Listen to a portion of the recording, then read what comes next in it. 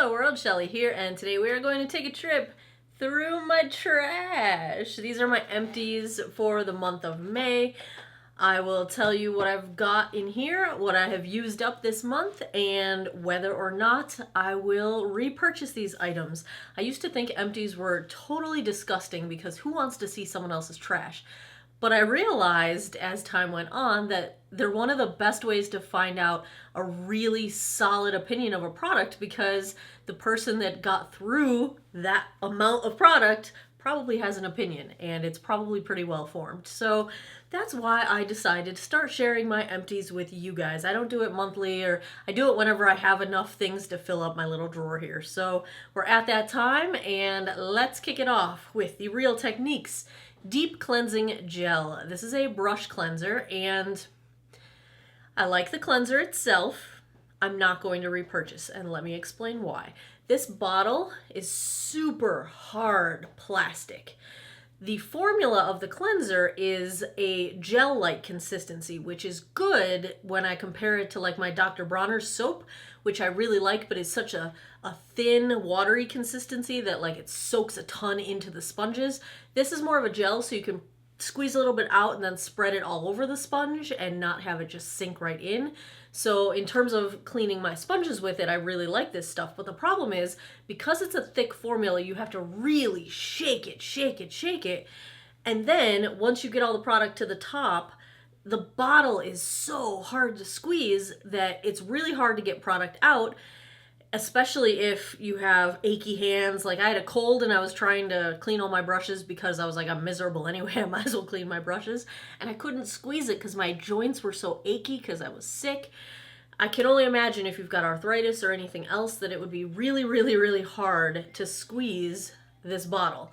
Now, that doesn't mean the product inside is bad. I just had a really hard time getting to it, and because of that, it was not a good experience, and I'm not going to repurchase this one. Next is a face mask that I got at CVS. This retails for $2.49. It is the Peach Slices Hydrate Thyme and Morning Calm Flower Sheet Mask.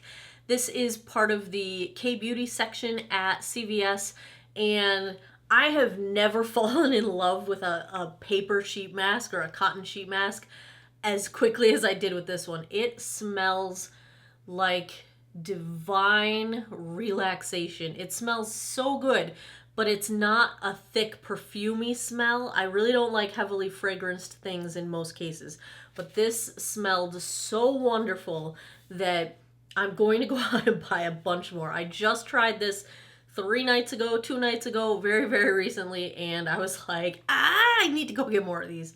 Because, well, first I was like, wow, where did I get this? Because I have the Face Story face mask subscription, and I have lots and lots of face masks, but this one came from CVS, and it's freaking awesome. Next up is a lip mask from KNC Beauty. I had gotten a few of these in a BoxyCharm box, and they're supposed to condition, moisturize, plump, and hydrate. No parabens, all natural, no artificial dyes or fragrances, no animal testing, and that all sounds well and good, but these didn't stay on my face. It's kind of the same problem I tend to have with eye masks. I couldn't move. I couldn't even be upright. I had to lay down in order to keep this thing from sliding around. And you're supposed to wear it 15 to 20 minutes. I ain't got time for that. I can't sit motionless and yeah, no. I also did not think it did an exceptional job at moisturizing. I would say the Laneige lip mask, the lip sleeping mask, does a way better job than something like this. So I'm just gonna stick with my Laneige. While we're talking about the eye patches, this is Sally's Box Friendly Collagen Eye Patch. These also came from the K-Beauty section at CVS. They slid all over my face. I don't think I'm ever going to find an eye mask that sticks to my face as well as those South Main eye masks that I got in a BoxyCharm previously, but this one was not a win for me. It just doesn't stay in place. Now, if you like to do your masking routine, you know, lounging, laid back, sitting still, they might be perfectly wonderful. I didn't think that they did an amazing enough job for me to bother taking the time to sit and do them. I like to do my masks and multitask. Like, I put my masks on and do the dishes, or I put my masks on and I vacuum or whatever. So this did not work out for me. Next up, L'Oreal Sublime Bronze. This is a self-tanning serum.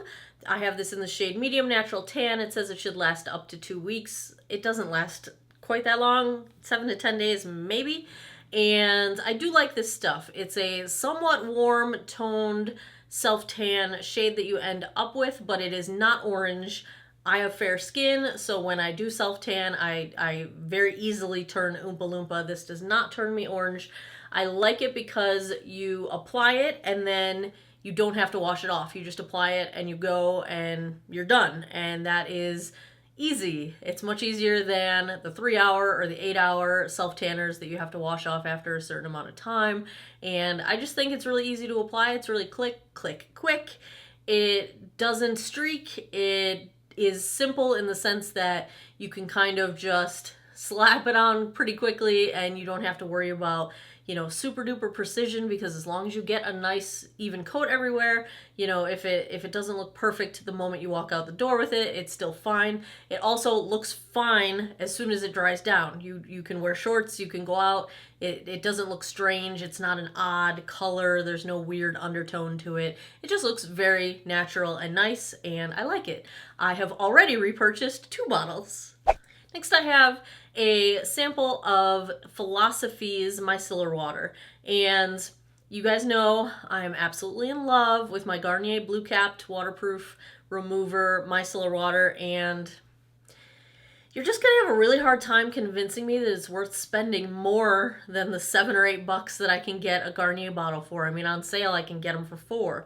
So, no, you know, this was fine. It worked.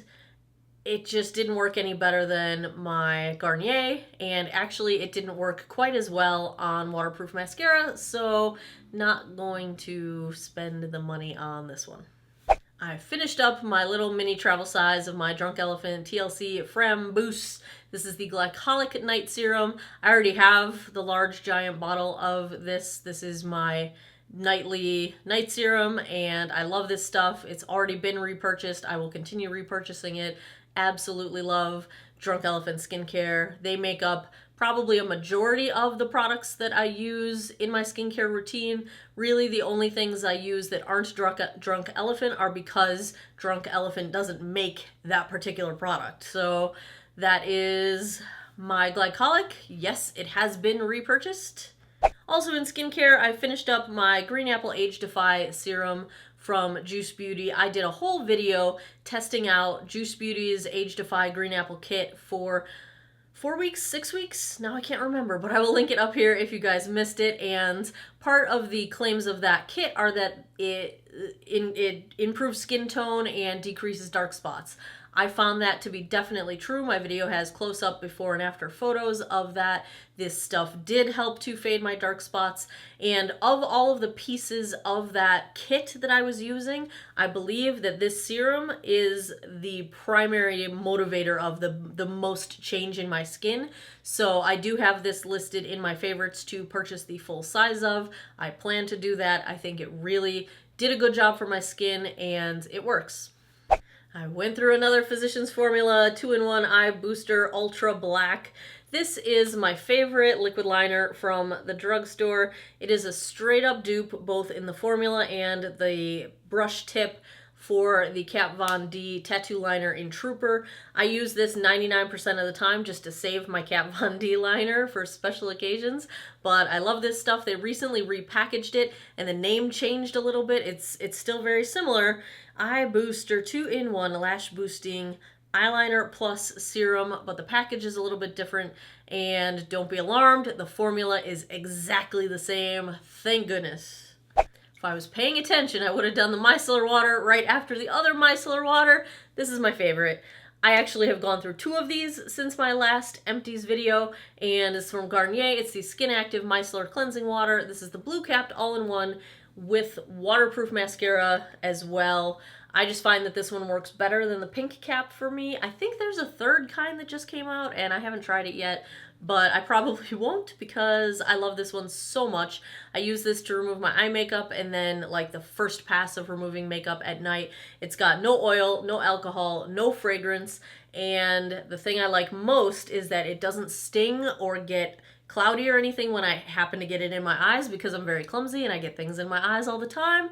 And it also does not leave behind any kind of film or sticky feeling or residue or anything. It literally feels like water on your skin. It completely dissipates, it completely dries away.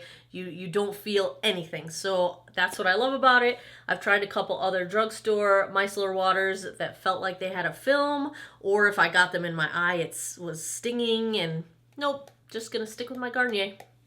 My last empty is hair color, which I had dyed my hair. I had received this from Influencer, and in one of the Voxbox programs, in exchange for reviewing it, I did review it on the Influencer website. I positively reviewed it. This was the plum shade that I had in my hair right before I stripped it out and went red. I did not go away from this because I didn't like it. I actually was reminded how much I love the Garnier formula. I forgot about them, really. I've been dyeing my hair since I was a teenager, which, oh goodness, at this point we're going on 30 years, but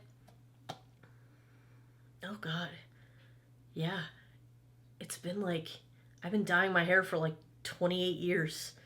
How is that possible? Oh no. Anyway, this is the Ultra Color line, and this color was Ultra Bold Lilac, and it's made specifically for dark hair so that it can lift color. Now, this is a dark shade to begin with, but it did lift color and deposit the plum tones. My natural hair is pretty doggone dark brown, and it did its job. It lifted, it deposited the plum color. I really enjoyed it. Now they call it ultra bold, and I don't think this was an ultra bold color, but I think the ultra boldness is more in terms of the power to lift and deposit color into dark hair. So I think it worked very well. It was a pleasant experience. It does not smell bad like some hair colors do. It did not sting. It was not harsh. My hair felt very soft afterward. It was not straw-like. I do not feel like it damaged my hair. I would definitely repurchase this brand. I won't be doing this color anymore for a while. Probably not till next winter when I get the itch to have black hair again. But I'm going to be red for a while, and that is the plan. I will definitely check and see if Garnier has a ultra bold for red hair, but I haven't checked yet, so I might do that. But yes, I would definitely repurchase this brand and type or model. Would it be a model of hair color? Like whatever kind of, I would buy this kind again. There you have it, my empties for the month of May. If you enjoy empties videos, if you would like me to make more of them, give me a thumbs up down below so I know that you like them. Please subscribe if you haven't already. I post new videos every Monday, Wednesday, Friday, 9 p.m. Eastern Time. Click the notification bell if you would like to be notified every time I post so you don't miss them, even though half the time that thing doesn't work on YouTube. But that's okay. Thanks a lot for taking some time out of your day to geek out over makeup with me. I appreciate it, and I hope you guys all have an awesome day or night wherever you are in the world. Take care of each other. Bye-bye.